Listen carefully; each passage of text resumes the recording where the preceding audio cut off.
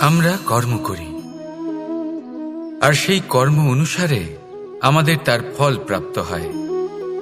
এখন এই কর্ম আরো শ্রেষ্ঠ হতে থাকে, আমরা আরো প্রেরিত হতে থাকি। তার জন্য আমরা বড় বড় জ্ঞানীদের থেকে প্রভাবশালী, প্রেরণাদায়ক ব্যক্তির সাথে দেখা করার চেষ্টা করি। আপনি কি জানেন সংসারের সব থেকে গুরুত্বপূর্ণ ব্যক্তি কে? স্বয়ং আপনি। হ্যাঁ, আপনি সে। আপনি জীবিত আছেন, তাই এই সংসার জীবিত আছে। আপনি হলেন আপনার সমস্ত কর্মের কেন্দ্র।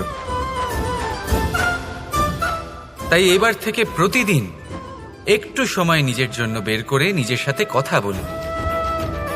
নিজেকে বুঝুন, নিজের কর্মকে বুঝুন। কিছু প্রশ্ন আসবে, কিছুর উত্তর পাবেন।